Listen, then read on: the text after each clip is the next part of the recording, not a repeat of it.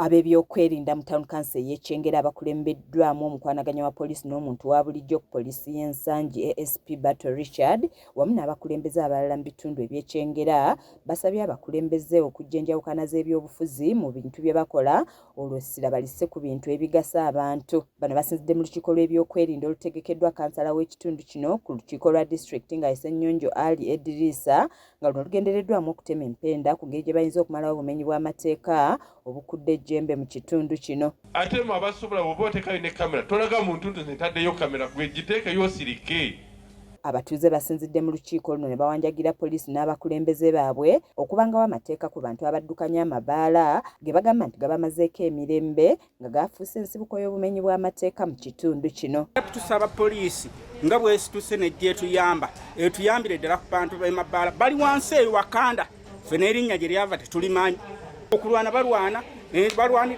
balwanira abakazi. Bagamba nti amabaala mangi agatutumuse mu kitundu kino nga gano gaggulawo essaawa emu ey'okumakya olwo abantu ne basiiba wamu n'okusula nga banywa nga kino kye kisibya obubbi mu bitundu byabwe nga baliko n'ebifo bye bayise eby'omutawaana bye banokoddewo bye bagamba nti ababbi babatayirizaamu ne babanyagulula. Buli bubi kuba buli w'oyita binya.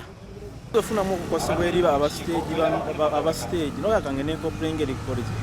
Polisi ndasobola kuyambala nekugamba kintu kimu mugende mu bimalire n'abo baboodabooda ate nga munnaku akutuusizaako obulabe bw'amaanyi. Mu birala bye beemulugunyizzaako z'enguudo embi, obukyafu obuva mu kaabuyonjo wamu n'ebirala bye bagamba nti bibasibyeko endwadde. Kaabuyonjo ezo twesanga mu batuuze baffe abamu nga twesanga ziwunya olubera muvaamu ebiwuka ne bigenda ate ku byokulya byaffe. Kaabuyonjo kubanga obukyafu obusinga buva mu latrine. Mu mbeera eno kansala Ssennyonjo awaliriziddwa okutongoza enkola ey'okufuuyira zi kaabuyonjo zonna mu town council y'e Kyengera okulaba nga balwanyisa endwadde.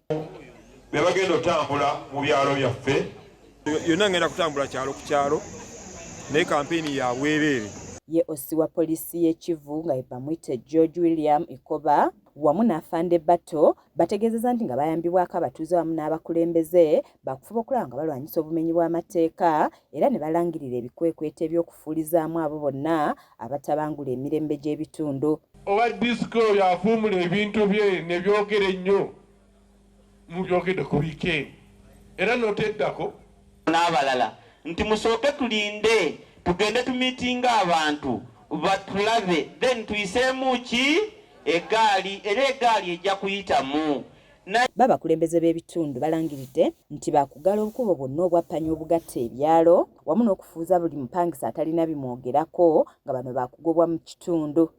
Obufundafunda obwo obusomokasomoka ne bugenda nga buyingira mu zooni zaffe nga buva mu bitundu ebituliraanye twesanze nga buyitiramu nnyo abamenyi b'amateeka.